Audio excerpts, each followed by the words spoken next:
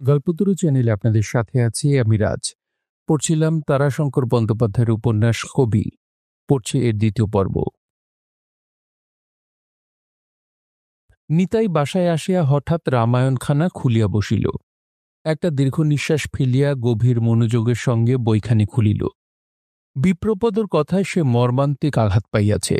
সে বারবার ভাবিতে চেষ্টা করিয়াছে, ব্রাহ্মণ বংশের মূর্খ কি বুঝিবে, কিন্তু কিছুতেই তাহার মন শান্ত হয় নাই। তাই সে রামায়ণখানা টানিয়া লইয়া বসিল। বইখানা খুলিয়া সে বাহির করিল দস্যু রত্নাকারের কাহিনী। বহুবার সে এ কাহিনী পড়িয়াছে, কিন্তু আজ এ কাহিনী নতুন রূপ, নতুন অর্থ লইয়া তাহার মনের মধ্যে সাড়া জাগাইয়া তুলিল। বই হইতে পড়িবার পূর্বেই জানা কাহিনী তাহার মনে জাগিয়া উঠিয়াছে, সঙ্গে সঙ্গে তাহার চোখে জলও আসিয়াছে। চোখ মুছিয়া সে এবার পড়িতে আরম্ভ করিল। রামনার ব্রহ্মস্থানে পেয়ে রত্নাকার, সেই নাম জপে ৬০,০০০ বৎসর। বাহির হইতে রাজা তাহাকে ডাকিল, ওস্তাদ। উদাসভাবেই মুখ তুলিয়া নিতাই তাহাকে আহ্বান করিল, এসো রাজন, এসো। রাজা আসিয়া বসিয়াই তাহাকে প্রশ্ন করিল, ক্যা হুয়া ভাই তুমারা, কাম কেউ নেহি করেগা? নিতাই হাসিয়া বলিল, শোনো, আগে এই কাহিনীটা শোনো। রাজা বলিল, দূর, ওহি লেখাপড়া তোমারা মাথা বিগড়া দিয়া। নিতাই তখন পড়া শুরু করিয়া দিয়াছে। রাজা অগত্যা একটি বিড়ি ধরাইয়া শুনিতে বসিল। কিছুক্ষণের মধ্যেই সে তন্ময় হয়ে গেল। বর দিয়া ব্রহ্মা গেলা আপন ভবন, আদিকাণ্ড গান কীর্তিবাস বিচক্ষণ। পড়া শেষ করিয়া নিতাই রাজার মুখের দিকে চাহিল। রাজা তখন গুলিয়া গিয়াছে। সে হাত জড়ো করিয়া কপালে ঠেকাইয়া প্রণাম করিয়া বলিল, সিয়ারাম সিয়ারাম। তারপর নিতাইয়ের তারিফ আরম্ভ হইল। আচ্ছা পড়তা হে তোম ওস্তাদ, বহুত আচ্ছা। নিতাই এবার গম্ভীরভাবে বলিল, রাজন, এইবার তুমিই বিবেচনা করে দেখো। রাজা সবিস্ময়ে প্রশ্ন করিল, কি? জানালা দিয়া রেললাইনের রেখা ধরিয়া দূরে দৃষ্টি নিবন্ধ করিয়া নিতাই বলিল, রত্নাকর, ধরো কবি হলেন, তারপর কি তোমার তিনি ডাকাতি করতেন না মানুষ মারতেন? রাজা বলে উঠিল, আরে বাপরে বাপরে, ऐसा कभी हो सकता है ওস্তাদ? তাহলে কাল রাত্রির কথাটা একবার স্মরণ করে দেখো। চারিদিকে তো রটে গেল, চারিদিকে তো রটে গেল কবিয়াল বলে। আলবৎ, জরুর। তবে আর কি আমাকে মস্তকে করে মোট বহন করা উচিত হবে? বাল্মীকি মুনির কথা ছেড়ে দাও, কার সঙ্গে কার তুলনা। ভগবানের অংশ, দেবতা ওরা, কিন্তু আমিও তো কবি, না হয় ছোট। এতক্ষণে এবার রাজা সমস্তটা বুঝিল এবং একান্ত শ্রদ্ধান্বিত বিস্ময়ে নিতাইয়ের মুখের দিকে নির্বাক হইয়া চাহিয়া রহিল। নিতাই বলিল, বল রাজন, আর কি আমার কুলিগিরি করা শোভন হবে? লোকে ছিছি করবে না, বলবে না কবি মোট বহন করছে? হাঁ, ইয়ে বাত ঠিক হ্যায়। কিন্তু পরক্ষণেই চিন্তিত হইয়া রাজা বলিল, লেকিন একটো বাত ওস্তাদ। বলো। রাজার মুখের দিকে চাহিয়া নিতাই প্রশ্ন করিল, লেকিন রোজগার তো চাহিয়ে ভাই, খানে তো হোগা ভैया। বারবার ঘাড় নাড়িয়া নিতাই বলিল, সে আমি ভাবি না রাজন, দুবেলা না হয় একবেলায় খেয়ে থাকব, তাও যদি না জুটবে সেদিন না হয় উপবাসী থাকব। অতঃপর অত্যন্ত গম্ভীর হইয়া কণ্ঠস্বরে বিপুল গুরুত্ব আরোপ করিয়া সে বলিল, তা বলে ভগবান যখন আমাকে কবি করেছেন তখন? নিতাই বারবার অস্বীকারের ভঙ্গিতে ঘাড় নাড়িল, অর্থাৎ না, না না। তখন সে মাথায় করিয়া মোট আর বহিবে না। রাজাও গম্ভীরভাবে চিন্তা করিতেছিল। সে একটা দীর্ঘ নিঃশ্বাস ফেলিয়া এবার পরিষ্কার বাংলায় বলিল, না ওস্তাদ, ছোট কাজ আর তোমার করা হবে না। হুম, না। রাজার উপর নিতাইয়ের প্রীতির আর সীমা রহিল না। গভীর আবেগের সহিত সে বলিল, তুমি আমার সত্যকার মিত্র রাজন। ধন্য হো গায় ওস্তাদ, তোমারা মিত্র হোকে হাম ধন্য হো গায়। রাজনের আবেগের অবধি ছিল না। একটা দীর্ঘশ্বাস ফেলিয়া নিতাই এবার বলিল, আজ বড় দুঃখ পেয়েছি রাজন। দুঃখ? কোন দুঃখ দিয়া ভাই? ওই তোমার বিপ্রপদ ঠাকুর আমাকে বললে কি না, কপিবর মানে হনুমান, আমি হনুমান রাজন। রাজা মুহূর্তে সোজা হইয়া বসিল। তাহার মিলিটারি মেজাজ মাথা চাড়া দিয়া উঠিয়াছে। সে ক্রুদ্ধস্বরে প্রশ্ন করিল নিতাইকে, জবাব কেউ নেহি দিয়া তোম? জবাব জিহ্বার অগ্রভাগে এসেছিল রাজন, কিন্তু সামলে নিলাম। ব্রাহ্মণ বংশের মূর্খ বলিরবদ অপেক্ষা কপি অনেক ভালো রাজন। জরুর, আলবদ, লেকিন বলিরবদ কিয়া হে ভাই? নিতাই বলিল, বলদকে বলে ভাই।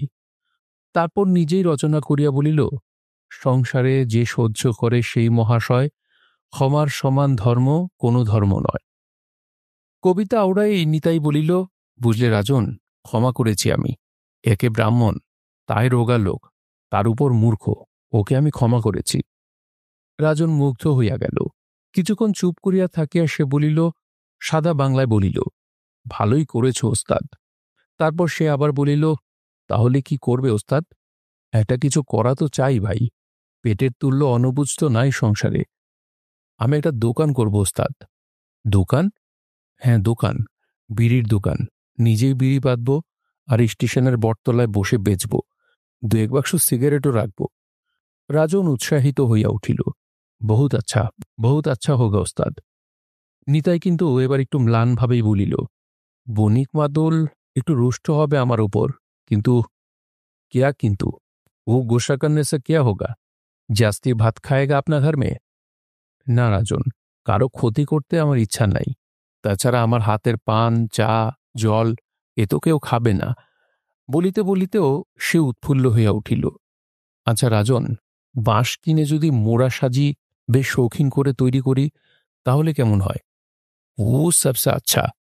কিন্তু বিপ্রপদ বলবে কি জানো? ডোম বৃত্তির দিকে আঙুল দেখিয়ে বলবে, ব্যাটা ডোম। দাঁতে দাঁত ঘষিয়া রাজন বলিল, একদিন ঠেসে কান দুটো মলে দেব বেটা বামুনের। না না না, হাজার হলেও ব্রাহ্মণ। রাজন, ব্রাহ্মণ সামান্য নয়, ব্রাহ্মণে করিলে ক্রোধ হইবে প্রলয়। শাস্ত্রের কথা ভাই। তাছাড়া রাজা বাধা দিয়া বলিল, ধ্যাত, ব্রাহ্মণ 700 ব্রাহ্মণ একটো বক পাখিকা ঠ্যাং ভাঙতে নেহি সকতা হয়, ব্রাহ্মণ। নিতাই হাসিয়া বলিল, না না না, বলুক ডোম। ডোমই বা ছোট কিসে? ডোমও মানুষ, বামুনও মানুষ। বাস বাস বাস, কিয়া হার্জ, বলতে দাও ডোম। রাজনেরও আর কোনো আপত্তি রহিল না। বহুত আচ্ছা কাম, দোকান লাগাও, আর একটা শাদি করো ওস্তাদ, সংসার পাতো। তাচ্ছিল্যের সহিত ঠোঁট উল্টাইয়া নিতাই বলিল, দূর দূর কেও ভাই, ও হাম নেহি শুনেগা। আচ্ছা, তার আগে একটা কাহিনী বলি শোনো। কাহিনীতে রাজনের পরম অনুরাগ। সে বিড়ি ধরাইয়া জাঁকিয়া বসিল। নিতাই আরম্ভ করিল লেজ কাটা শিয়ালের গল্প। গল্প শেষ করিয়া নিতাই বলিল, তুমি লেজ কেটেছ বলে আমি লেজ কাটছি না রাজন। রাজা প্রথমে অবশ্য খানিকটা হাসিল, তারপর কিন্তু বলিল, ও বাত তোমারা ঠিক নেহি হ্যায়, সংসার মে আয়কে শাদি নেহি করেগা তো ক্যা করেগা? নিতাই এবার বলিল, তুমি খেপেছ রাজন? বিয়ে করে বিপদে পড়ব শেষে? আমাদের জাতের মেয়ে কখনো বিদ্যের মর্ম বোঝে না, কেবলই খ্যাচখ্যাচ করবে দিনরাত। তাছাড়া ধরোগা তোমার। কথা শেষ হইবার পূর্বেই নিতাই ফিক করিয়া হাসিয়া ফেলিল। ভ্রু নাচাইয়া রাজা প্রশ্ন করিল, ও কিয়া বাত ওস্তাদ, ফিক করতে হাসতা কেউ? হাসব না? তোমার তেমন মনে ধরা কোনেই বা কোথায় হে? বেশ মৃদু হাসিয়া নিতাই বলিল, আমরা হলাম কবিয়ার লোক, আমাদের চোখ তো যাতে তাতে ধরবে না রাজন। রাজা এবার হাসিয়া গড়াইয়া পড়িল। রাজার উচ্চ হাসি উৎকট এবং বিকট। রাজার সে হাসি কিন্তু অকস্মাৎ আবার বন্ধ হইয়া গেল। গম্ভীর হইয়া সে বারবার ঘাড় নাড়িয়া এই সত্যকে স্বীকার করিয়াই বলিল, ঠিক বাত ওস্তাদ, ঠিক বাত बोला है भाई। लड़ाई में गया देखा, आहा, एकदम फूल के माफिक जिनाना। ईरानी देखा है ওস্তাদ, ईरानी ওইসা, लेकिन उससे ताजा। রাজার কথা ফুরাইয়া গেল, কিন্তু স্মৃতির ছবি ফুরাইল না। সে উদার দৃষ্টিতে জানালার ভিতর দিয়া চাহিয়া রহিল বিস্তীর্ণ কৃষিক্ষেত্রের দিকে। যেন বসরা সেই রূপসীদের শোভা ওই ধুধু করা কৃষিক্ষেত্রে ভাসিয়া উঠিয়াছে। নিতাইও চাহিয়াছিল জানলার ভেতর দিয়া। রেললাইনের সমান্তরাল শানিত দীপ্ত রেখা দুইটি বাঁকের মুখে যেখানে একটি বিন্দুতে এক হইয়া মিলিত হইয়া গিয়াছে, সেই বিন্দুটির দিকে। সহসা একসময় সেই বিন্দুটির উপর জাগিয়া উঠিল চলন্ত সাদা কাশফুলের মতো একটি রেখা। রেখাটির মাথায় একটি স্বর্ণবিন্দু যেন ঝকমক করিয়া উঠিতেছে মুহূর্তে মুহূর্তে। চকিতে চকিতে একটি ছটা ছুটিয়া আসিতেছে। তাহাদের এই নিস্তব্ধতা ভঙ্গ করিল রাজার স্ত্রীর তীক্ষ্ণ উচ্চকণ্ঠ। রাজার স্ত্রী চিৎকার করিতেছে। রাজা এখানে বসে আড্ডা দিতেছে, তাই সে আপনার অদৃষ্টকে উপলক্ষ রাখিয়া রাজাকে লক্ষ্য করিয়া বাছিয়া বাছিয়া শানিত বাক্যবান নিক্ষেপ করিতেছে। ছিরে ছিরে আমার অদৃষ্ট, সকালবেলা থেকে বেলা দুপুর পর্যন্ত মানুষের ঘর বলে মনে থাকে না। অদৃষ্টে আমার আগুন লাগুক, পাথর মেরে এমন ন্যাকনকে কপালকে ভেঙে কুচি কুচি করি আমি। রাজার মুখখানি ভীষণ হইয়া উঠিল। সে উঠিয়া পড়িল। নিতাই শঙ্কিত হইয়া বলিল, কোথা যাচ্ছ? আতা হ্যায়, আভি আতা হ্যায়। সে চলিয়া গেল। রাজন, রাজন। নিতাই পিছন পিছন আসিয়া দুয়ারে দাঁড়াইয়া রহিল। কিছুক্ষণ পরে রাজা ফিরিল সেই উচ্চ হাসি হাসিতে হাসিতে। হাসিয়া সে মাটির উপর শুইয়া পড়িল। নিতাই প্রশ্ন করিল, হল কি? রাজার হাসিতে মুহূর্তের জন্য ছেদও পড়ে না, এবং এমন টানা হাসির মধ্যে কথাও বলা যায় না। তবু বহু কষ্টে রাজা বলিল, ভাগা হ্যায় মাঠে মাঠে। সঙ্গে সঙ্গে সেই উৎকট উচ্চ হাসি। নিতাই বুঝিল, গালিগালাজ মুখরা রাজার স্ত্রী রুদ্র মূর্তিতে রাজাকে আসিতে দেখিয়াই বিপরীত দিকের দরজা দিয়া বাহির হইয়া ছুটিয়া পলাইয়াছে। রাজা উঠিয়া দাঁড়াইয়া ফিরিয়া দেখার অভিনয় করিয়া বলিল, ऐसा करके देखता हम एक पाव গিয়া তো ফিন দৌড় লাগায়া। অর্থাৎ রাজাকে এক পা অগ্রসর হইতে দেখিলেই সে দৌড় দিয়াছে, আবার কিছুদূর গিয়া ফিরিয়া দেখিয়াছে। সঙ্গে সঙ্গে রাজা আর এক পা বাড়াইয়াছে, দৌড়িয়া যাইবার ভঙ্গি করিয়াছে। অমনি রাজার বউ ছুটিয়া পলাইয়াছে। রাজার কিলকে তাহার বড় ভয়। বলিতে বলিতে রাজা আবার হাসিয়া গড়াইয়া পড়িল। এই মুহূর্তটিতেই বাড়ির মধ্যে আসিয়া প্রবেশ করিল সেই ঠাকুরঝি। পরনে সেই খাড়ে ধোয়া ধবধবে মোটা সুতার খাটো কাপড়, মাথায় পরিচ্ছন্ন মাজা পিতলের ঘটি। দ্বিপ্রহরের রৌদ্রে সেটি সোনার মতো ঝকঝক করিতেছে। নিতাই সাদরে আহ্বান করিল, এসো ঠাকুরজি, এসো। ঠাকুরজি রাজাকে এমনভাবে হাসিতে দেখিয়া বিপুল কৌতুক অনুভব করিল। সকৌতুকে সে রাজার দিকে আঙুল দেখাইয়া নিতাইকে প্রশ্ন করিল, তাহার স্বভাবগত বাচনভঙ্গিতে, এই এই জামাইয়ে তো হাসছে কেন? সুধাও ভাই জামাইকে। নিতাই হাসিল। ওই ওই, কি হাসি গো? এমন করে হাসছ কেন গো জামাই? সঙ্গে সঙ্গে হাসির ছোঁয়াচ তাহাকেও লাগিয়া গেল। সেও হাসিতে আরম্ভ করিল। অত্যন্ত দ্রুত মৃদু ধাতব ঝঙ্কারের মতো হাসি। রাজার হাসি অকস্মাৎ থামিয়া গেল। তাহার দিকে আঙুল দেখাইয়া হাসার জন্যে সে ভীষণ চটিয়া উঠিয়াছে। তাহার মনে হইল মেয়েটা তাহাকে ব্যঙ্গ করিতেছে। ভীষণ চটিয়া রাজা ধমক দিয়া উঠিল, ধমক খাইয়া মেয়েটির হাসি বাড়িয়া গেল। রাজা বলিল, আলকাতরার মতো রং, সাদা দাঁত বের করে হাসছে দেখো, লজ্জা নাই তোর? এবার মেয়েটি যেন মার খাইয়া স্তব্ধ হইয়া গেল। কয়েক মুহূর্তে স্তব্ধ থাকিয়া অত্যন্ত ব্যস্ততা প্রকাশ করিয়া সে বলিল, লাও বাবু, দুধ লাও, আমার দেরি হয়ে গেল, গেরস্ততে বকবে। রাজা বলিল, তোকেও একদিন ঠ্যাঙানি দিতে হবে দেখছি, দিদির মতো মাঠে মাঠে। আবার সে হাসিতে আরম্ভ করিল। ঠাকুরজি কিন্তু এবার হাসিল না। সে নীরবে নত মুখে ঘটি হইতে মাপের গ্লাসে দুধ ঢালিয়া গ্লাসটি পরিপূর্ণ করিয়া ধরিয়া আবার তাগাদা দিল। কই গো, কড়াই পাতো? নিতাই ব্যস্ত হইয়া দুধের কড়াটি পাতিয়া দিয়া বলিল, রাগ করলে ঠাকুরজি? না না, রাগ করো না। ঠাকুরজি উত্তর দিল না। মাপা দুধ ঢালিয়া দিয়া সে নীরবেই চলিয়া গেল। পিছন হইতে রাজা এবার রসিকতা করিয়া বলিল, ওহ, ঠাকুরজি আমার ডাক গাড়ি গেল, বাবারে বাবারে, ছুটছে, পো ভস ভস ভস ভস, বাবারে। ঠাকুরজি কিন্তু ফিরিয়াও চাহিল না। নিতাই বলিল, না রাজন, এ প্রকার বাক্য বলা তোমার উচিত হল না। কিন্তু রাজা সে কথা স্বীকার করিল না। কিসের অনুচিত? সে ফুৎকারে আপনার অন্যায় উড়াইয়া দিল। ধ্যাত! সঙ্গে সঙ্গে সে উঠিয়া পড়িল। 1:30টার গাড়ির ঘণ্টা দিতে হইবে। এই সময়টি নির্ণয় ঠাকুরজি তাহার সিগন্যাল। ঠাকুরজি দুধ দিয়া গ্রামে গেলেই সে স্টেশনের দিকে রওনা হয়। মধ্যপথে শুনিতে পায় মাস্টার হাঁকিতেছে, রাজা। রাজা নিত্য সাড়া দেয়, আজও দিল, হাজির হ্যায় হুজুর। ঠাকুরঝি এবং রাজন দুজনেই চলিয়া গেল। নিতাই একটু বিষণ্ণ হইয়াই বসিয়া রহিল। না না, এমনভাবে ওই মিষ্টি মেয়েটিকে রাজনের এমন কটু কথা বলা উচিত হয় নাই। সংসারের সুখ ভালোবাসায়, মিষ্টি কথায় কাল রাত্রে গাওয়া গানখানি আবার তাহার মনে পড়িয়া গেল। আমি ভালোবেসে এই বুঝেছি, সুখের সার সে চোখের জলেরে। একটা দীর্ঘশ্বাস ফেলিয়া সে উঠিয়া দাঁড়াইল। ঠাকুরঝি দুধ দিয়া গিয়াছে, চা খাইতে হইবে। সে উনান ধরাইতে বসিল। দোকানি বণিক মাতুলের মাপা চায়ে তাহার নেশা হয় না। তাছাড়া শরীরটাও আজ ভালো নাই। গতরাত্রির পরিশ্রমে, উত্তেজনায়, অনিদ্রায় আজ অবসাদে দেহ ভাঙিয়া পড়িতেছে। মাথা ঝিমঝিম করিতেছে। কানের মধ্যে এখনো যেন ঢোল কাশির শব্দ প্রতিধ্বনিত হইতেছে। আর একটু চা না হইলে জুত হইবে না। উনান ধরাইয়া কেতলির বিকল্প একটি মাটির হাঁড়িতে সে জল চড়াইয়া দিয়া নীরবে বসিয়া রহিল। তাহার মন আবার উদাস হইয়া উঠিল। না, রাজনের এমন কটু কথা বলা ভালো হয় নাই। ঠাকুরঝি মেয়েটি বড় ভালো। আজ সে অনেক কথা অনর্গল বলিত। বলিবার ছিল যে, গতরাত্রির কবিগান শুনিয়া ঠাকুরঝি সবিস্ময়ে কত কথা বলিল। মেয়েটি অত্যন্ত দুঃখ পাইয়াছে, তাই সে কথাগুলি না বলিয়াই চলিয়া গেল। আলকাতরার মতো রং। ছি, ওই কথাই গিয়ে বলে। কালো, ওই মেয়ে কালো। রাজনের চোখ নাই। তাছাড়া কালো কি মন্দ? কৃষ্ণ কালো, কোকিল কালো, চুল কালো। আহাহা, আহাহা, বড় সুন্দর, বড় ভালো একটি কলি মনে আসিয়া গিয়াছে রে। হায় হায় হায়। কালো যদি মন্দ, তবে কেশ পাকিলে কাঁদো কেনে? কেন কাঁদো? বড় ভালো কবি ছিল। নিতাইয়ের নিজেরই নেশা ধরিয়া গেল।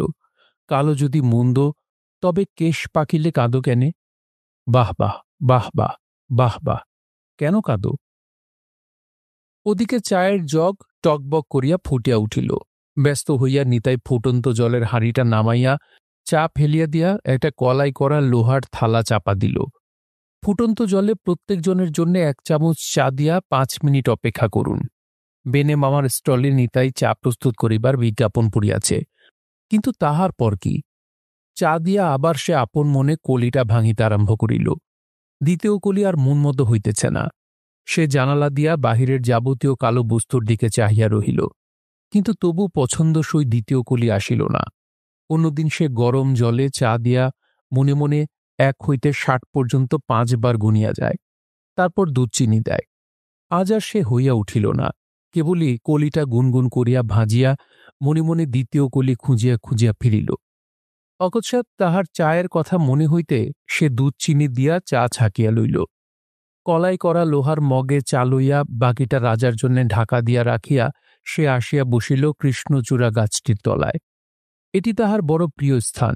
ঘন কালো সরু সরু পাতার ছাতার মতো গাছটি। নিতাই বলে চিরল চিরল পাতা। তাহার উপর যখন চৈত্রের শেষ হইতে থোপা থোপা লাল ফুলে ভরিয়া উঠে, তখন নিতাই প্রায় অহরহই গাছটির তলায় বসিয়া থাকে। ফুলের লোভে ছেলের দল আসে। নিতাই তাহাদিগকে ঝরা ফুল দিয়া বিদায় করে। গাছে চড়িয়া ফুল তুলিতে দেয় না। স্টেশন হইতে রাজার হাঁকডাক আসিতেছে। এই ট্রেনটার সঙ্গে মালগাড়ি থাকে। এখানকার মাল থাকিলে গাড়ি কাটিয়া দিয়া যায়।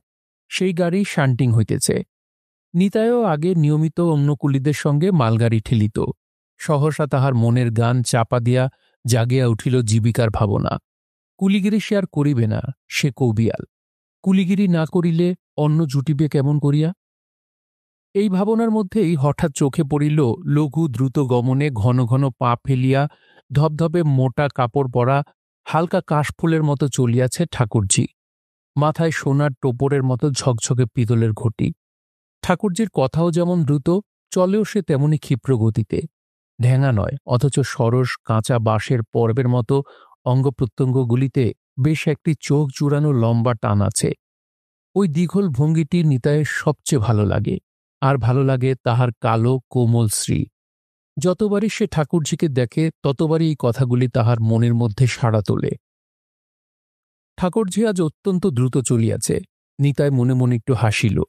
তাহাকে দেখিয়াই ঠাকুরঝি এমন হনহন করিয়া চলিয়াছে। শক্তি থাকিলে ঠাকুরঝি নিশ্চয়ই মাটি কাঁপাইয়া পথ চলিত। কিন্তু রাজনের এমন কড়া কথা বলা ভালো হয় নাই। আলকাতরার মতো রং হইলেও ঠাকুরঝি তো মন্দ দেখতে নয়। মন্দ কেন, ভালোই। কালো রঙে কি আসে যায়? কালো যদি মন্দ, তবে কেশ পাকিলে কাঁদো কেনে? নিতাই ডাকিল, ঠাকুরঝি, ও ঠাকুরঝি। ঠাকুরঝি গ্রাহ্য করিল না। সে হনহন করিয়াই চলিয়াছে। আমার দিব্যি, নিতাই হাঁকিয়া বলিল। ঠাকুরজি থমকিয়া দাঁড়াইল। মিঠা সরু আওয়াজে দ্রুত ভঙ্গিতে মেয়েটি বলিল, না, ওইখান থেকে বলো তুমি। আমার দিব্যি। অত্যন্ত দ্রুতগতিতে ঠাকুরজি এবার আগাইয়া আসিয়া নিতাইয়ের সম্মুখে দাঁড়াইয়া বলিল, তোমার দিব্যি যদি আমি না মানি? না মানলে মনে ব্যথা পাব, আর কি ঠাকুরজি? নিতাই ছলনা করিয়া বলিল না, আন্তরিকতার সহিতই বলিল। অপেক্ষাকৃত শান্ত সুরে এবার মেয়েটি বলিল, লাও, কি বলছ, বলো। তাহার মুখের দিকে চাহিয়া মিষ্ট হাসি হাসিয়া নিতাই বলিল, রাগ করেছ? মুহূর্তে ঠাকুরজির ভীরু চকিত দৃষ্টিভরা চোখ দুটি সজল হইয়া উঠিল, কিন্তু সে উদ্দীপ্ত কণ্ঠে বলিল, কালো আছি, আমি আপনার ঘরে আছি, কেউ তো আমাকে খেতে পড়তে দেয় না। নিতাই হাসিয়া বলিল, আমি কিন্তু কালো ভালোবাসি ঠাকুরজি। ঠাকুরজির মুখের কালো রঙে লাল আভা দেখা যায় না, তবু তাহার লজ্জার গাঢ়তা বোঝা যায়। নিতাই কিন্তু গ্রাহ্য করিল না, সে গালে হাত দিয়া মৃদু স্বরে গান ধরিয়া দিল, কালো যদি মন্দ, তবে কেশ পাকিলে কাঁদো কেনে। লজ্জিত ঠাকুরজি এবার সবিস্ময়ে শ্রদ্ধান্বিত দৃষ্টিতে নিতাইয়ের দিকে চাহিল, বলিল, নতুন গান? বলিয়া সে সঙ্গে সঙ্গেই বলিল, কাল তুমি বাপু ভারী গান করেছ, ভালো লেগেছে তোমার? খুব ভালো। এসো এসো, এইটুকুন চা আছে, খাবে, এসো। না না, ঠাকুরজির চা খাইতে বেশ ভালোই লাগে, কিন্তু মেয়েদের ভালো লাগার কথা নাকি বলিতেই নাই। ছি। নিতাই আবার দিব্যি দিল, আমার দিব্যি। নিতাই বাসার দিকে ফিরিল।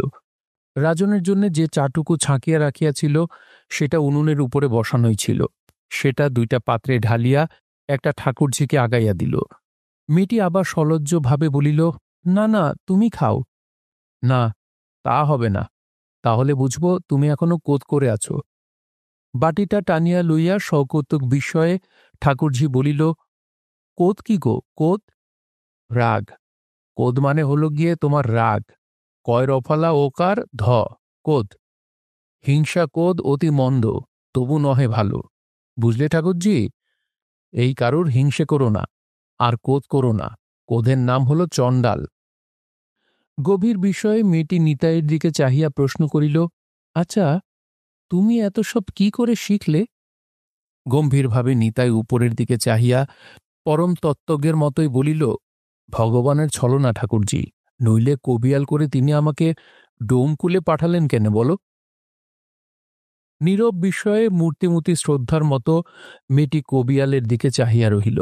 তাহার চোখের উপর ভাসিতেছিল শত শত লোকের বিস্মিত দৃষ্টির সম্মুখে এই লোকটি মুখে মুখে ছড়া বাঁধিয়া গান গাহিতেছে।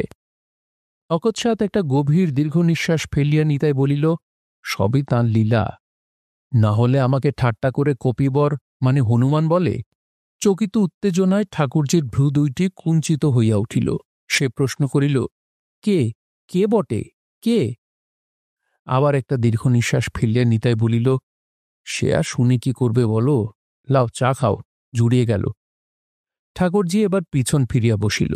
জামাই বা নিতাইয়ের দিকে মুখ রাখিয়া সে কখনো কিছু খায় না। পিছন ফিরিয়া বসিয়া চায়ের বাটিতে চুমুক দিয়া সে বলিল, না, বলতে হবে তোমাকে। কে বটে, কে সে? জামাই বুঝি? জামাই অর্থে রাজন। না না ঠাকুরজি, রাজন আমার পরম বন্ধু, বড় ভালো লোক। হ্যাঁ, ভালো লোক না ছাই, যে কটকটে কথা। না না, আজ তোমাকে ওটা পরিহাস করে বলেছে, তুমি শালি, পরিহাসের সম্বন্ধ। পরিহাস কি গো? ঠাট্টা, ঠাট্টা, তোমার সঙ্গে তো ঠাট্টার সম্বন্ধ। ঠাকুরজি চুপ করিয়া রহিল। নিতাইয়ের কথাটা সে মনে মনে স্বীকার করিয়া লইতেছিল। ঠাকুরজির কোমল কালো আকৃতির সঙ্গে তাহার প্রকৃতির একটি ঘনিষ্ঠ মিল আছে, সঙ্গীত ও সঙ্গতের মতো। কয়েক মুহূর্ত পরে সে বলিল, তা বটে, জামাই আমাদের রাগিদার হোক, নোক ভালো, ভারী ভালো নোক। কিন্তু তোমাকে ও কথা কে বললে? বলতে হবে, সে মুখ পোড়া কে বটে, কে? গাল দিও না ঠাকুরজি, যাতে ব্রাহ্মণ, ওই যে বণিক মাতুলের দোকানে বক্রমুনির মতো বসে থাকে আর ফরফর করে বকে, ওই বিপ্রপদ ঠাকুর। কেন কথা বললে? ছেড়ে দাও কথা, যাতে ব্রাহ্মণ, আমি ছোট জাত, তা বলে বলুক। ভারী আমার ব্রাহ্মণ, কই এমনি মুখে মুখে বেদে গান করুক দেখি, একবার দেখি। উত্তেজনায় ঠাকুরজির মাথার কাপড় খসিয়া গেল। নিতাই মুগ্ধ কণ্ঠে বলিয়া উঠিল, বাহ বাহ বাহ, ভারী মানিয়েছে তো ঠাকুরজি। ঠাকুরজির রুক্ষ কালো চুলের এলো খোপায় এক থোকা টকটকে রাঙা কৃষ্ণচূড়া ফুল। লজ্জায় মেয়েটি সচকিতা হরিণীর মতো তাহার খসিয়া পড়া ঘোমটাখানি ক্ষিপ্র হস্তে দ্রুত ভঙ্গিতে মাথায় তুলিয়া দিতে চেষ্টা করিল, কিন্তু নিতাই একটা কাণ্ড করিয়া বসিল। সে খপ করিয়া হাতখানি ধরিয়া বাধা দিয়া বলিল, দেখি দেখি, বা বা বা। মেয়েটির লজ্জায় অধোমুখ ও কাঁদো কাঁদো হইয়া গেল, বলিল, ছাড়ো ছাড়ো। মুহূর্তে নিতাইয়ের কাণ্ডজ্ঞান ফিরিয়া আসিল। সে তাহাকে ছাড়িয়া দিল। ছাড়া পাইয়া সঙ্গে সঙ্গে মেয়েটি চায়ের বাটিটা হাতে নতমুখে ছুটিয়া পলাইয়া গেল, বাটিটা ধুইবার অজুহাতে। নিতাই লজ্জিত স্তব্ধ হইয়া নতমুখ বসিয়া রহিল। ছি ছি ছি, এ কি করিল সে? চুপ করিয়াই সে বসিয়াছিল। হঠাৎ ঠুং শব্দে সে মুখ তুলিয়া দেখিল ঠাকুরজি বাটিটা নামাইয়া দিয়া আপনার ঘটিটি তুলিয়া লইয়া চলিয়া যাইতেছে। সে মুখ ফিরাইয়া চাহিল। সলজ্জ হাসিতে ঠাকুরজির কাঁচা মুখখানি রৌদ্রের ছটায় কচি পাতার মতো ঝলমলে হইয়া উঠিয়াছে। চোখাচোখি হইতেই ঠাকুরজি আসিয়া চট করিয়া মুখ ফিরাইয়া লইল। সেই বেগে তাহার আবার মাথার ঘোমটা খসিয়া গেল। ঠাকুরজি এবার ছুটিয়া পলাইয়া গেল, ঘোমটা তুলিয়া না দিয়াই। তাহার রুক্ষ কালো চুলে লাল কৃষ্ণচূড়া পরিপূর্ণ গৌরবে আকাশের তারার মতো জ্বলিতেছে। না, ঠাকুরজি রাগ করে নাই। ওই যে যাইতে যাইতে আবার ফিরিয়া চাহিয়া হাসিতেছে। কিন্তু কালো চুলের রাঙা কৃষ্ণচূড়া বড়ই চমৎকার মানাইয়াছে। ঠাকুরজি ক্রমে ক্রমে স্বর্ণবিন্দু শিষ্য কাশফুলের মতো ছোট হইয়া পথের বাঁকে মিলাইয়া গেল। নিতাই বসিয়া আপন মনেই ঘাড় নাড়িতে আরম্ভ করিল। দ্বিতীয় কলিটাও তাহার মনে আসিয়াছে। কালো কেশে রাঙা কুসুম, হেরেছ কি নয়নে। কালো কেশে রাঙা কুসুমের শোভা দেখিয়া গান রচনা করিয়া কবি হওয়া চলে, কিন্তু ও শোভা দেখিতে দেখিতে পথ চলা চলে না। নিতাই সত্য সত্যই একটা হুঁচট খাইল, বিষম হুঁচট। পায়ের বুড়ো আঙুলের নখটার চারিপাশ কাটিয়া রক্ত বাহির হইয়া পড়িল। সে ওই গানখানা ভাজিতে ভাজিতে চণ্ডীতলায় চলিয়াছিল। নির্জন পথ। বাঁ হাতখানি গালের উপর রাখিয়া নিতাই বেশ উচ্চকণ্ঠেই গান ধরিয়া চলিয়াছিল। মধ্যে মধ্যে ডান হাতের তর্জনী নির্দেশ করিয়া যেন কালো চুলে রাঙা কুসুমের শোভাটি কাহাকেও দেখাইয়া দিতেছিল, যেন দ্রুতপদে ঠাকুরজি তাহার আগে আগেই চলিয়াছে এবং তাহার রুক্ষ কালো চুলে রাঙা কৃষ্ণচূড়ার গুচ্ছটি ঝলমল করিতেছে। হঠাৎ আঙুলে হুঁচট খাইয়া বেচারি বসিয়া পড়িল। দুর্বল শরীরে চোট খাইয়া মাথা ঘুরিয়া গিয়াছে। এই কয়দিন নিতাই এখন একবেলা খাইতেছে। উপার্জন নাই। পূর্বের সঞ্চয় যাহা আছে সে অতি সামান্য। সে সঞ্চয় আবার দোকানে লাগাইতে হইবে। সেই জন্য নিতাই একবেলা খাওয়া বন্ধ করিয়াছে। একেবারে অপরাহ্ন বেলায় সে এখন কোনোদিন রাধে পায়েস, কোনোদিন খিচুড়ি। কথাটা সে রাজাকেও বলে নাই, ঠাকুরঝিকেও না। তাহারা জানিলে বিষম আপত্তি তুলিবে। রাজা হয়তো ৫-৭ টাকা ঝনাত করিয়া ফেলিয়া দিয়া বলিবে, চালাও পানসি, বানাও খানা, ফিন দরকার হনেছে দেগা। রাজার মতো বন্ধু আর হয় না। এদিকে রাজা সত্য সত্যই রাজা। বিপ্রদব যেসব নাম তাহাকে দিয়াছে তাহার প্রত্যেকটি এখন নিতাইকে পীড়া দেয়, কেবল একটি ছাড়া। সে নামটি হইল সভাকবি। রাজা সভাকবি। রাজার কাছে কোনো লজ্জাই তাহার নাই। কিন্তু রাজার স্ত্রী রানী নয়, সে রাক্ষসী। বাপরে, মেয়েটার জিভে কি বিষ! সর্বাঙ্গে যেন জ্বালা ধরাইয়া দেয়। মিলিটারি রাজা কঞ্চির আঘাতে মেয়েটার পিঠখানা ক্ষত বিক্ষত করিয়া দেয়, তবু তাহার জিভ বিষ ছড়াইতে ছাড়ে না। সে পড়িয়া পড়িয়া কাঁদে আর অবিরাম গাল দিয়া চলে। মর্মচ্ছেদী জ্বালা ধরানো নিষ্ঠুর গালিগালাজ। পৃথিবীর উপরেই তাহার আক্রোশ। মধ্যে মধ্যে ট্রেনকেও সে অভিসম্পাদ দেয়। ট্রেনের সময় রাজা ডিউটি দিতে গেলে যদি তাহার রাজাকে প্রয়োজন হয়, তবে সে স্টেশন মাস্টার হইতে গার্ড, ট্রেন সকলকে গালিগালাজ দিতে আরম্ভ করে। সেই গালিগালাজগুলি স্মরণ করিয়া নিতাই দুঃখের মধ্যেও হাসিয়া ফেলিল। রাজার বউয়ের গালিগালাজের বাঁধুনি বড় চমৎকার। কবিয়ালেরাও এমন চমৎকার বাঁধুনি বাঁধিয়া গালিগালাজ দিতে পারে না। কালি ট্রেনখানাকে অভিসম্পাদ দিতেছিল। পুল ভেঙে পড়ে জমের বাড়ি যাও। যে আগুনের আঁচে হাঁকিয়ে হাঁকিয়ে চলছ, সেই আগুনের তাতে অঙ্গ তোমার গলে গলে পড়ুক। যে চাকায় গড়গড়িয়ে চলো, সেই চাকা মরমরিয়ে ভেঙে গুঁড়ো হয়ে যাক। যে চোঙার গলায় চিলের মতো চেঁচাও, সেই গলা চিরে চৌচির হোক। তুমি উল্টিয়ে পড়ো, পাল্টিয়ে পড়ো, নরকে যাও। বলিহারি বলিহারি, মহাদেবের আস্তাকুরের এঁটো পাতা কোথায় লাগে ইহার কাছে? রাজা অবসর পাইলেই নিতাইয়ের কাছে আসিয়া বসে, তাই তাহার আক্রোশ নিতাইয়ের উপর কিছু বেশি। রাজার অনুপস্থিতিতে নিতাইকে শুনাইয়া কোনো অনামা ব্যক্তিকে গালিগালাজ করে। সে হাসে। রাজার আর্থিক সাহায্য আর কিছুতেই লওয়া চলিবে না। রাজা দিতেও ছাড়িবে না, গোপনও করিবে না, এবং রানী জানিতে পারিবেই। সে জানিতে পারিলে আর রক্ষা থাকিবে না। কালই একটা কাণ্ড ঘটিয়া গিয়াছে। ঠাকুরজির চা খাওয়া রানী দেখিয়াছে। চা খাইতে খাইতে নিতাইয়ের রসিকতায় ঠাকুরজি খিলখিল করিয়া হাসিতেছিল। রাজার বউ বোধহয় কোথাও যাইতেছিল। হাসির শব্দে সে উকি মারিয়া দুইজনকে একসঙ্গে দেখিয়া সঙ্গে সঙ্গে মুখ সরাইয়া লইয়া চলিয়া গিয়াছিল। ঠাকুরজি বেচারি মুহূর্তে যেন শুকাইয়া উঠিয়াছিল, তাহার সঙ্গে নিতাইও। পরমুহূর্তেই বাড়ির বাহিরে রাজার স্ত্রী শ্লেষ তীক্ষ্ণ কণ্ঠ বাজিয়া উঠিয়াছিল, হাসিস না লো কালামুখী, আর হাসিস না, লাজে মরে গলায় দড়ি, লাজ বাসিস না। ঠাকুরজির আর চা খাওয়া হয় নাই, চা জুড়াইয়া গিয়াছিল। জুড়ানো চা রাখিয়া সে এক ঘটি ঠান্ডা জল খাইয়া তবে বাড়ি ফিরিয়াছিল। হুঁচটের ধাক্কাটা সামলাইয়া নিতাই কোনো মতে চণ্ডীতলায় আসিয়া উঠিল। চণ্ডীমাকে প্রণাম করিয়া সে মহন্তের সম্মুখে হাত জোর করিয়া দাঁড়াইল। মহন্ত সস্নেহী বলিলেন, এসো কবিয়াল নিতাইচরণ, এসো। নিতাই কৃতার্থ হইয়া গেল। সে মহন্তকে প্রণাম করিল। জয়ন্ত, তারপর সংবাদ কি? আগে প্রভু, আমাকে মেডেল দেব বলেছিলেন। মেডেল? আগে হ্যাঁ। আচ্ছা, সে হবে, পাবে। মহন্ত অকস্মাৎ উদাসীন হইয়া উঠিলেন। সহসা চণ্ডী দেবতার মহিমা উপলব্ধি করিয়া গম্ভীরস্বরে ডাকিয়া উঠিলেন, কালী কৈবলা দায়নি মা। নিতাই চুপ করিয়া কিছুক্ষণ বসিয়া রহিল।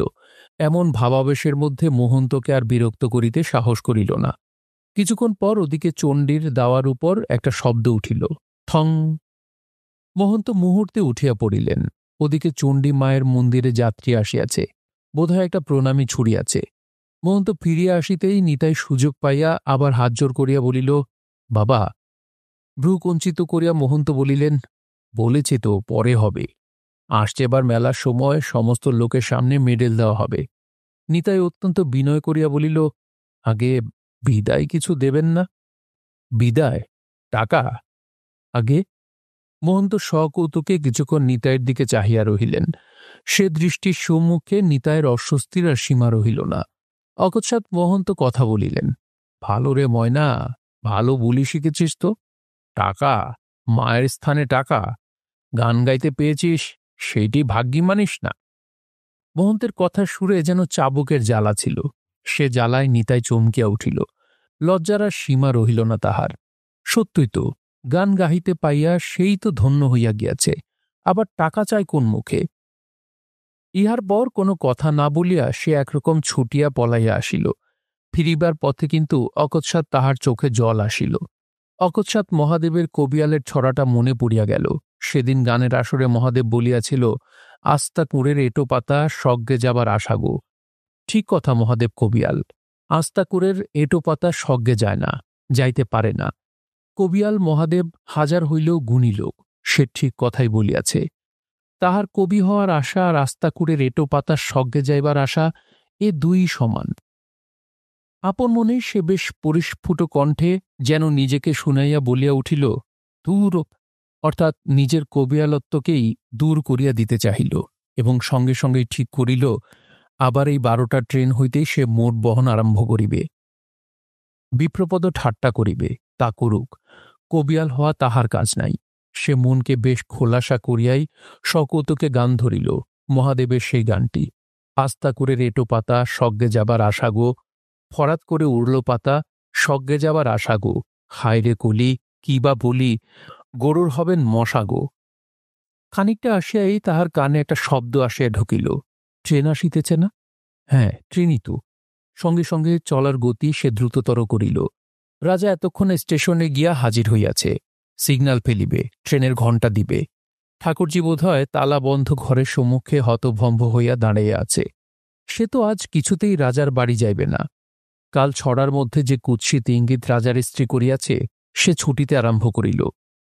হাঁপাইতে হাঁপাইতে সে যখন স্টেশনে আসিয়া পৌঁছিল, ট্রেনখানা তখন বিসর্পিল গতিতে সবে স্টেশন হইতে বাহির হইয়া যাইতেছে।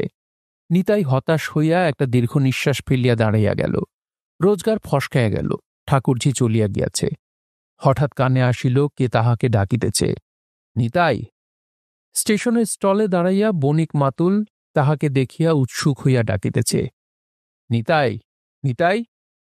বাতে আড়ষ্ঠ বিপ্রপদ বহু কষ্টে দেহ সমেত ঘাড়খানা ঘুরাইয়াছে, হাসিতেছে। সেও ডাকিল, কপিবর, কপিবর। নিতাই অত্যন্ত বিরক্ত হইয়া উঠিল। একটা কঠিন উত্তর দিবার জন্যই সে স্টেশনে আসিয়া উপস্থিত হইল। বণিক মাতুল কিন্তু বেশ খানিকটা খুশি সুরেই বলিল, না, সত্যিকারের গুণিন বটে আমাদের নিতাই।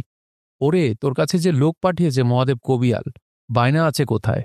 গণনা করতে হবে। অপ্রত্যাশিত সংবাদে নিতাই হতবাক হইয়া গেল। মহাদেব কবিয়াল তাহার কাছে লোক পাঠাইয়াছে, বায়না আছে। অকস্মাৎ তাহার সে বিস্ময় বিমূঢ়তা কাটিয়া রাজনের চিৎকার। উচ্ছ্বসিত আনন্দে রাজন প্রায় গগনস্পর্শী চিৎকার করিয়া ডাকিতেছে, ওস্তাদ, ওস্তাদ! রাজনের সঙ্গে একজন লোক, মহাদেবের দোয়ারের দলের একজন দোয়ার। এই মেলার আসরেই সে গান করিয়া গিয়াছে। নিতাই তাহাকে চিনিল। বায়না ওস্তাদ, বায়না আয়া হ্যায়। রাজা আবার উচ্ছ্বসিত হইয়া উঠিল।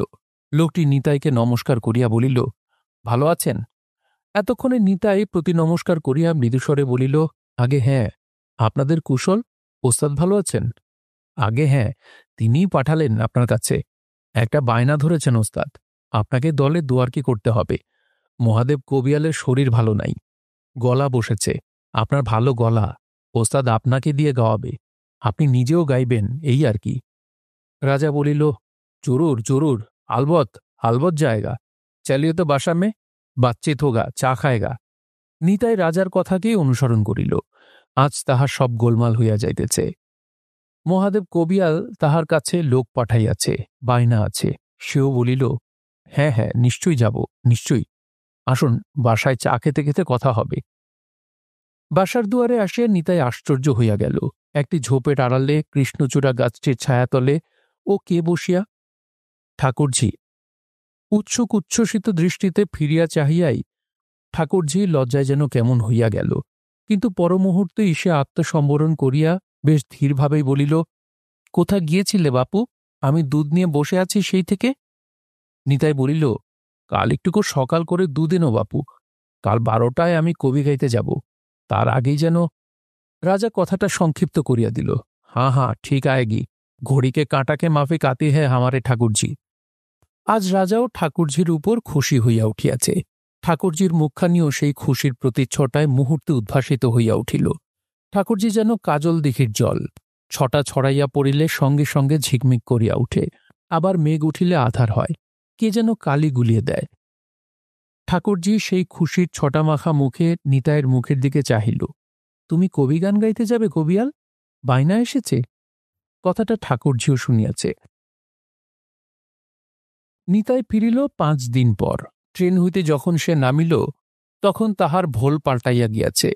তাহার পায়ে সাদা কমবিসের একজোড়া নতুন জুতা, ময়লা কাপড় জামার উপর ধপধপে সাদা নতুন একখানা উড়ানি চাদর, মুখে মৃদুমন্দ হাসি, কিন্তু বিনয়ে অত্যন্ত মোলায়েম। ট্রেনের সারা পথটা সে কল্পনা করিতে করিতে আসিতেছে।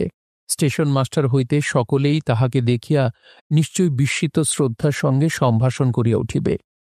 এই যে নিতাই, আরে বাপরে, চাদর জুতো, এই যে, বাপরে, তোকে চেনাই যায় না রে। উত্তর নিতাই ঠিক করিয়া রাখিয়াছিল। আগে চাদরখানা বাবুরা শিরোপা দিলেন, আর জুতো জোড়াটা কিনলাম। শিরোপার কথাটা অবশ্য মিথ্যা। জুতা চাদর দুই নিতাই নগদ মূল্যে খরিদ করিয়াছে। গেরুয়া না পড়িলে সন্ন্যাসী বলিয়া কেহ স্বীকার করে না। ভেক নহিলে ভিক মিলে না। চাদর না হইলে কবিয়ালকে মানায় না। নগ্ন পদজনের পদবী মানুষ সহজে স্বীকার করিতে চায় না। তাই নিতাই পাদুকা ও চাদর কিনিয়াছে। স্টেশনে নামিয়া প্রত্যাশা ভরে মুখ ভরিয়া বিনীত অথচ আত্মপ্রসাদপূর্ণ হাসি হাসিয়া সে সকলের মুখের দিকে চাহিল। কিন্তু তাহার মুখের দিকে চাহিয়া দেখিয়াও কেহ যেন তাহাকে দেখিল না। সম্ভাষণ দূরের কথা, কেহ একটা প্রশ্নও করিল না। যে প্রশ্ন করিবার একমাত্র মানুষ, সে তখন ইঞ্জিনের কাছে কর্তব্যে ব্যস্ত ছিল। মালগাড়ি শান্টিং হইবে। গাড়ি কাটিয়া রাজা ইঞ্জিনে চড়িয়া হাঁক মারিতেছিল, এই এই বুড়ো বক, হটো হটো। নিতাইয়ের মনটা উদাস হইয়া গেল। মানুষ বৈরাগ ভরে যেমন জনতাকে জনবসতিকে পাশ কাটাইয়া পথ ছাড়িয়া আপথে সকলের অলক্ষিতে অগোচরে চলিয়া যায়, তেমনি ভাবেই সে স্টেশনের বেহেদির বেড়ার পাশে অপরিচ্ছন্ন স্থানটা দিয়া স্টেশন অতিক্রম করিয়া আসিয়া উঠিল আপনার বাসার দুয়ারে। মনটা তাহার মুহূর্তে উদাস হইয়া গিয়াছে। শুধু মনই নয়, সারা দেহেই সে যেন গভীর অবসন্নতা অনুভব করিতেছে। হঠাৎ কানে ঢুকিল গুনগুন সুর, কালো যদি মন্দ তবে কেশ পাকিলে কাঁদো কেনে। গুনগুন করিয়া অতি মৃদুস্বরে কে গান গাহিতেছে ওই ঝোপটার আড়ালে, কৃষ্ণচূড়া গাছটির তলায়। মুহূর্তে ভাটা নদীতে যেন সারসারির বান ডাকিয়া গেল। ঠাকুরজি, তাহারই বাঁধা গান গাহিতেছে ঠাকুরজি। রবার্টসোল ক্যাম্বিসের জুতা পরে নিঃশব্দে নিতাই আসিয়া তাহার পিছনে দাঁড়াইল এবং অপরূপ মৃদুস্বরে গাহিল, কালো কেশে রাঙা কুসুম হেরেছ কি নয়নে। ঠাকুরজি চমকিয়া উঠিয়া দাঁড়াইল সচকিত বন্য কুরুঙ্গির মতো। বাবা রে, কে গো? পরমুহূর্তে সে বিস্ময় নির্বাক হইয়া গেল। কবিয়াল! নিতাইয়ের মুখ ভরিয়া আবার হাসি ফুটিয়া উঠিল। পরম স্নেহ ভরে সে ভক্ত অনুরাগীটিকে বলিল, এসো, চা খেতে হবে একটু। ঘরে আসিয়া নিতাই চাদরখানি গলা হইতে খুলিয়া রাখিতে গেল, কিন্তু বাধা দিয়া ঠাকুরজি বলিল, খুলো না, খুলো না, দাঁড়াও দেখি ভালো করে। ভালো করিয়া দেখিয়া ঠাকুরজি বলিল, আচ্ছা সাজ হইছে বাপু, ঠিক কবিয়াল কবিয়াল লাগছে, ভারী সুন্দর দেখাইছে। নিতাই বলিল, বাবুরা শিরোপা দিল চাদরখানা। মেডেল? মেডেল দেয় নাই? সে আসছেবার দেবে। মেডেল কি দোকানে তৈরি থাকে ঠাকুরজি? তা চাদরখানাও আচ্ছা হইছে, তুমি বুঝি ভালো গায়ন করেছ লও? হাস্য উদ্ভাসিত মুখে কহিল, খুব ভালো। কালো যদি মন্দ তবে গানখানাও গেয়ে দিয়েছি। সঙ্গে সঙ্গে কালো মেয়েটির মুখখানিও কেমন হইয়া গেল, চোখের পাতা দুইটা নামিয়া আসিল। সে দুইটা যেন অসম্ভব রকমের ভারী হইয়া উঠিয়াছে। নত চোখে সে বলিল, না বা বুঝছি, কি ধারার নোক তুমি? নিতাই হাসিয়া বলিল, দাঁড়াও দাঁড়াও, ভুলে গিয়েছিলাম একেবারে। কি? চোখ বোঝো দেখি। তা নইলে হবে না। কেন? বোঝোই না কেন চোখ? তারপর চোখ খুললেই দেখতে পাবে। ঠাকুরজি চোখ বন্ধ করিল, কিন্তু তবু সে তাহারই মধ্যে মিটিমিটি চাহিয়া দেখিতেছিল। নিতাই পকেটে হাত পুরিয়াছে। উকি, তুমি দেখছ? নিতাই ঠাকুরজির চাতুরি ধরিয়া ফেলিল। বোঝো, খুব শক্ত করে চোখ বোঝো। পরক্ষণে ঠাকুরজি অনুভব করিল তাহার গলায় কি যেন ঝুপ করিয়া পড়িল। কি? চকিতে চোখ খুলিয়া ঠাকুরজি দেখিল সুতার মতো মিহি, সোনার মতো ঝকঝকে একগাছি সুতা। হার তাহার গলায় তখনও মৃদু মৃদু দুলিতেছে। ঠাকুরজি বিস্ময়ে আনন্দে যেন বিবশ ও নির্বাক হইয়া গেল। সোনার? না, সোনার নয়, কেমিক্যালের। সোনার আমি কোথায় পাব বলো? আমি গরিব। ঠাকুরজি অন্তত তার স্বরে বলিয়া উঠিল, তা হোক, তা হোক, এই সোনার চেয়েও অনেক দামি। হারখানির ছোঁয়ায় বুকের ভেতরটা তাহার খরর করিয়া কাঁপিতেছে, বসন্ত দিনে দুপুরের বাতাসে অশ্বত্থ গাছের নতুন কচি পাতার মতো। ওস্তাদ, ওস্তাদ! রাজা আসিতেছে। ট্রেনখানা চলিয়া গিয়াছে। ডিউটি সারিয়া রাজা স্টেশনের প্ল্যাটফর্ম হইতে হাঁকিতে হাঁকিতে আসিতেছে। ঠাকুরজি চমকিয়া উঠিল, সঙ্গে সঙ্গে নিতাইও চকিত হইল, উঠিল। মুহূর্তে ঠাকুরজি গলার সুতো হারখানি খুলিয়া ফেলিল। শঙ্কিত চাপা গলায় বলিল, জামাই আসছে। নিতাইও যেন কিংকর্তব্য বিমূঢ় হইয়া গেল। তাহলে? পরমুহূর্তে সে ঘর হইতে বাহির হইয়া গেল। তখনও তাহার গলায় চাদর, পায়ে জুতা। খানিকটা আগাইয়া গিয়াই সে সবিনয়ে রাজাকে নমস্কার করিয়া বলিল, রাজন, আপনার শরীর কুশল তো? রাজার চোখ বিস্ময়ে আনন্দে বিস্ফারিত হইয়া উঠিল। আরে বাপরে বাপরে, গলামে চাদর! বাধা দিয়া নিতাই বলিল, শিরোপা। শিরোপা? হাঁ, বাবুরা গান শুনে খুশি হয়ে দিলেন। হাঁ। আরে বাপরে বাপরে! রাজা নিতাইকে বুকে জড়াইয়া ধরিল, তারপর বলিল, আও ভাই কবিয়াল, আও। কোথায়? আরে আও না। সে তাহার হাত ধরিয়া টানিতে টানিতে লইয়া গেল বসিক মাতুলের চায়ের দোকানে। মামা, বনাও চা, লিয়াও মিঠাই। বেনে মামাও অবাক হইয়া গেল নিতাইয়ের পোশাক দেখিয়া। বাতে পঙ্গু বিপ্রপদ অন্যদিকে চাহিয়া বসিয়াছিল। আড়ষ্ট দেহখানাকে টানিয়া সে ফিরিয়া চাহিয়া নিতাইকে দেখিল। তাহারও চোখে রাজ্যের বিস্ময় জমিয়া উঠিয়াছে। নিতাই সবিনয়ে বিপ্রপদর পদধূলি লইয়া আজ কতদিন পরে সুপ করিয়া টানিয়া লইল। তারপর সবিনয়ে হাসিয়া বলিল, চাদরখানা বাবুরা শিরোপা দিলেন প্রভু। বেনে মামা বলিল, আমাদিগকে কিন্তু সন্দেশ খাওয়াতে হবে নিতাই। নিশ্চয়ই, খাও না মাতুল, সন্দেশ তো তোমার দোকানেই, দাম দেব। নেহি, হাম দাম দেঙ্গে, বানাও ঠোঙা। কাঠের একটা প্যাকিং বাক্স টানিয়া রাজা চাপিয়া বসিল। নিতাইয়ের হাত ধরিয়া টানিয়া পাশের জায়গায় বসাইয়া দিয়া বলিল, বৈঠ যাও। এতক্ষণে বিপ্রপদও কথা বলিল। সে আজ আর রসিকতা করিল না, ঠাট্টাও করিল না, সপ্রশংস এবং সহৃদয়ভাবেই বলিল, তারপর গাওনা কিরকম হলো বলো দেখি নিতাই। নিতাই উৎসাহিত হইয়া উঠিল, বিপ্রপদকে আজ জয় করিয়াছে, ইহার অপেক্ষা বড় কিছু সে কল্পনা বা কামনা করিতে পারে না। সে আবার একবার বিপ্রপদর পদধূলি লইয়া হাত জোর করিয়া বলিল, আগে প্রভু, গাওনা আপনার চরম। দুদিকেই দুই বাঘা কবিয়াল, এ বলে আমাকে দেখো, ও বলে আমাকে দেখো। একদিকে সৃষ্টিধর, অন্যদিকে মহাদেব, লোকের লোকারণ্যী, আর মেলাও তেমনি। বেনে মামা ঠোঙায় মিষ্টি ভরিয়া হাতে হাতে দিয়া বলিল, খেতে খেতে গল্প হোক, খেতে খেতে। সকলকে ঠোঙা দিয়া সে নিতাইয়ের ঠোঙাটি অগ্রসর করিয়া ধরিল, কিন্তু নিতাইয়ের অবসর নাই। কথার সঙ্গে তাহার হাত দুইটিও নানা ভঙ্গিতে নড়িতেছে। বিপ্রপদও এতক্ষণে ধীরে ধীরে সহজ হইয়া উঠিয়াছে। সে চট করিয়া বেনে মামার হাত হইতে ঠোঙ্গাটি লইয়া ধমক দিয়া উঠিল, ভাগ বেটা বেরসি কাহাকা। কবিরা সন্দেশ খায় কোন কালে? কবিরা চাঁদের আলো খায়, ফুলের মধু খায়, কোকিলের গান খায়। তারপর নিতাইকে সম্বোধন করিয়া বলিল, হাঁ, তারপর নিতাইচরণ, একদিকে সৃষ্টিধর, একদিকে মহাদেব, লোকে লোকারণ্যী, তারপর বলিয়া সে দুই হাতে ঠোঙা ধরিয়া মিষ্টি খাইতে আরম্ভ করিল। নিতাইয়ের উৎসাহ কিন্তু উহাতে দমিত হইল না। সে সমান উৎসাহেই বলিয়া গেল, একদিন বুঝলে প্রভু, মহাদেবের নেশাটা খানিকটা বেশি হয়ে গিয়েছিল। সেদিন মহাদেব হয়েছে কেষ্ট, সৃষ্টিধর রাধা। সৃষ্টিধর তো ধুয়ো ধরলে, কালো টিকেই আগুন লেগেছে। তোরা দেখে যা, তোরা দেখে যা গো সাধের কালা চাঁদ। গালাগালির চরম করে গেল। ওদিকে মহাদেব তখন বমি করছে, দোয়াররা সব মাথায় জল ঢালছে। আমি সেই ফাঁকে এসে ধরে দিলাম ধুয়ো। কালো যদি মন্দ, তবে কেশ পাকিলে কাঁদো কেনে? বাস, বুঝলে প্রভু। বাবুভাই থেকে আরম্ভ করে সে একেবারে বলিহারি বলিহারি রব উঠে গেল। সঙ্গে সঙ্গে শিরোপা এই চাদরখানা গলার উপরে ঝপাত করে এসে পড়ল। কথাটা সত্য, নিতাই ধোঁয়াটা ধরিয়াছিল এবং লোকে সত্যই ভালো বলিয়াছে, কিন্তু শিরোপার কথাটা ঠিক নয়। তবে শিরোপা পাইলে অন্যায় হইত না।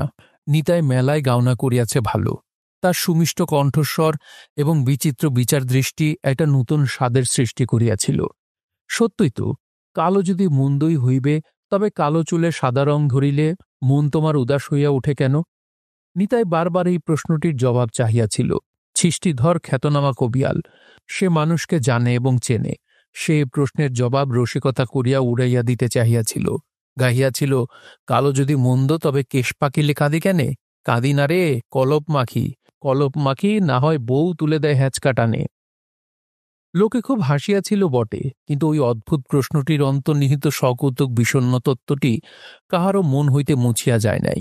পালা শেষের পর বহুজন পরস্পরের মুখের কাছে হাত নাড়িয়া গাহিয়া প্রশ্ন করিয়াছে, কালো যদি মন্দ, তবে কেশ পাকিলে কাঁদো কেনে?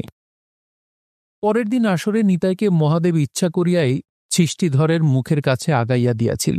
সেদিন সৃষ্টিধর দ্রোণ, মহাদেব একলব্য। আগের দিন প্রচুর বমি করিয়া মহাদেবের শরীরও ভালো ছিল না, গলাটাও বসিয়া গিয়াছিল। সৃষ্টিধরের কাছে হারের ভয়ও ছিল। তাই সম্বন্ধ পাতাইবার পর মহাদেব উঠিয়া আসর বন্দনা করিয়া বলিয়াছিল, আমার চুল পেকেছে, দাঁত ভেঙেছে, বয়স আমার অনেক হল। ব্যাধের বেটা একলব্য, বয়স তাহার বছর 16। আমাকে কি মানায় তাই? তাই হে দ্রোণ, মোর বক্তব্য, একলব্যের বাবা আমি, নিতাই হল একলব্য। বলি, মানাবে ভালো হে? ইহার উত্তরে সৃষ্টিধর উঠিয়া প্রথমেই কপালে চাপড় মারিয়া গাহিয়াছিল, টাকা কুড়ি চাইনে গো মা, তোর দণ্ড সাজা ফিরিয়ে নে। হায় মহিষের কৈল্য বাছুর, বধের হুকুম ফিরিয়ে নে। নিজে বধুলি মহিষাসুরে, ছানাটাকে দিলি ছেড়ে।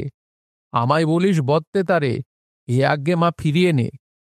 তারপর মহাদেব এবং নিতাইকে চড়াইয়া গালাগালির আর আদি অন্ত রাখে নাই সৃষ্টিধর। মূলসুর তার ওই, নিতাই যদি মহাদেবের পুত্র হয়, তবে তাহারা অজ্যান্ত ব্যাধও নয়, তাহারা অসুর। মহাদেব বেটা মহিষাসুর, আর নিতাই মহিষাসুরের বাচ্চা। হায় অসুরের শ্বশুর বাড়ির ঠিক ঠিকানা নাই। গরুর পেটে হয় দামড়া, গায়ে তাহার বাঘের চামড়া। বিধাতা সে অধবদন, এ বেটা ঠিক তাই। সে যেন নিষ্ঠুর আক্রোশ কোপাইয়া কুচি কুচি করিয়া কাটা। মহাদেবও অধবদন হইয়াছিল। ভাঙা গলা লইয়া জবাব দিবার তাহার উপায় ছিল না। কিন্তু নিতাই দমে নাই। সে উঠিয়া গান ধরিয়া দিয়াছিল অকুত ভয়ে। তাহার আর হার জিতের ভয় কি? সে গান ধরিয়াছিল, ভাণ্ডপুত্র দ্রোণ, ব্রাহ্মণ তোমার কাণ্ড দেখে অবাক হে। মহাশয়গণ, আমাকে উনি জন্তুপুত্র বলে গাল দিলেন, কিন্তু ওর জন্ম ভাণ্ডে, মাটির কলসিতে। নারিকেলে নিন্দে করেন, ও কোষ্টে গুবা খেয়ে, মানে সুপুরি, মশাই সুপুরি। কিন্তু আর জোগান নাই। ইহার পর সে উল্টা পথ ধরিয়াছিল। নিজের হার মানিয়া লইয়া মার খাওয়ার লজ্জাকে লঘু করিয়া লইতে চেষ্টা করিয়াছিল। ছড়া বাঁধিয়াছিল, পাস্তন প্রধান ওহেদ্রোণাচার্য, গুরু হয়ে তোমার একই অন্যায় কার্য। আমি একলব্য নহি সভ্য ভব্য, না হয় ব্যাধের ছেলে, বনে আমার রাজ্য, কিন্তু তোমার শিষ্য কহি সত্য ন্যায্য, দশের সাক্ষাতে পা নিলাম মাথাতে। বলিয়াই সৃষ্টিধরের পায়ের ধুলা মাথায় লইয়া বলিয়াছিল, এখন রণং দেখি, হারজিত হোক ধার্য। এবং একেবারে শেষ পালাতে হারিয়া নাস্তানাবোধ হইয়া সে হাত জোর করিয়া বলিয়াছিল, প্রভুগণ শুনুন নিবেদন, আমি হেরেছি, হেরেছি সত্য এ বচন, হেরেই কিন্তু হয় সার্থক জীবন। সৃষ্টিধর বলিয়া উঠেছিল, নিশ্চয় নিশ্চয়, তাহার কারণ মুন্ড কাটা যায় ধুলাতে গড়ায়, জীব বাহির হয় উল্টায় নয়ন। এবং নিজেই জীব বাহির করিয়া চোখ উল্টাইয়া ভঙ্গি করিয়া অবস্থাটা প্রকাশ করিয়া দেখাইয়া দিয়াছিল। লোকে হো হো করিয়া হাসিয়া প্রায় গড়াইয়া পড়িয়াছিল। নিতাই এই হাসি টোলের উপরেও এক টান ছাড়িয়াছিল। হা হা হা। তাহার সুস্বরের সেই সুরবিস্তার মুহূর্তে সকলের উপর ছড়াইয়া পড়িয়া তাহাদের কৌতুক উচ্ছ্বসকে স্তব্ধ করিয়া দিয়াছিল। বর্ষার জলহাওয়ার মাতামাতির উপর ছড়াইয়া পড়া গুরুগম্ভীর জলভরা মেঘের ডাকের মতো বলিলে অন্যায় বলা হইবে না। কারণ নিতাইয়ের গলাখানি তেমনই বটে, এবং গান ধরিয়া দিয়াছিল, খাঁটি গান। আপনার মনে অনেক সময় সে অনেক গান বাঁধে, গায়, তাহারই একখানি গান। আহা ভালোবেসে এই বুঝেছি, সুখের সার সে চোখের জলে রে, তুমি হাসো আমি কাঁদি, বাঁশি বাজুক কদম তলে রে, আমি নিব সকল কলঙ্ক, তুমি আমার হবে রাজা, হার মানিলাম, হার মানিলাম, দুলিয়ে দিয়ে জয়ের মালা তোমার গলে রে, আমার ভালোবাসার ধনে হবে তোমার চরণ পূজা, তোমার বুকের আগুন যেন আমার বুকে পিদিম জ্বালে রে। উহাতেই আসরময় বাহবা পড়িয়া গিয়াছিল। সৃষ্টিধর বলিয়াছিল, তোর এমন গলা নিতাই, তুই যাত্রার দলে টলে যাস না কেন? কবিগান করে কি করবি? নিতাই আবার তাহার পায়ের ধুলা মাথায় লইয়া বলিয়াছিল, সে তো পরের বাধা গান গাইতে হবে ওস্তাদ। সবিস্ময়ে সৃষ্টিধর প্রশ্ন করিয়াছিল, এ তোর গান? আগে হ্যাঁ ওস্তাদ। সৃষ্টিধর কিছুক্ষণ চুপ করিয়া বসিয়াছিল, তাহার পর বলিয়াছিল, হবে, তোর হবে, কিন্তু কিন্তু কি ওস্তাদ? কবিয়ালি ঠিক তোর পথ নয়, বুঝলি, কিন্তু তুই ছাড়িস না, ভগবান তোকে মূলধন দিয়েছেন, খোয়াস না, বুঝলি। ইহার পর নিতাইয়ের সে রাত্রে সে কি উত্তেজনা, সারা রাত্রি জাগিয়া স্বপ্ন দেখিয়াছিল, কত স্বপ্ন। পরের দিন মেলায় বাহির হইয়া নিজের চাদর জুতা কিনিয়া সাজিয়া গুজিয়া আয়নায় বারবার নিজেকে দেখিয়া মনে মনে অনেক গল্প ফাঁদিয়া বাড়ি ফিরিয়াছিল। বাবুরা শিরোপা দিয়েছেন, সুখ্যাতির অজস্র সম্ভার, সে তো দেখাইবারই নয়, তবে শিরোপাই তাহার প্রমাণ। দেখো, তোমরা দেখো। শিরোপার গল্প শেষ করিয়া চা খাইতে খাইতে নিতাইয়ের মনে হইল ঠাকুরঝির কথা। সে কি এখনো ঘরের মধ্যে বসিয়া আছে? নিতাই তাড়াতাড়ি চায়ের কাপ হাতেই উঠিয়া আসিয়া প্ল্যাটফর্মের লাইনের উপর দাঁড়াইল। সমান্তরাল শানিত দীপ্তির লাইন দুইটি দূরে একটা বাঁকের মুখে যেন মিলিয়া এক হইয়া গিয়াছে। কই, সেখানে তো স্বর্ণবিন্দু শীর্ণ চলন্ত কাশফুলের মতো তাহাকে দেখা যায় না। তবে সে কি এখনো ঘরে বসিয়া আছে? দোকানে বসিয়া রাজা হাঁকিতেছে, ওস্তাদ, ওস্তাদ। হ্যাঁ, আসছি আসছি, বাড়ি থেকে আসছি একবার। নিতাই দ্রুত পায়ে আসিয়া বাড়িতে ঢুকিল। হ্যাঁ, এখনো সে বসিয়া আছে। নিতাইকে দেখিবা মাত্র সে উঠিয়া পড়িল।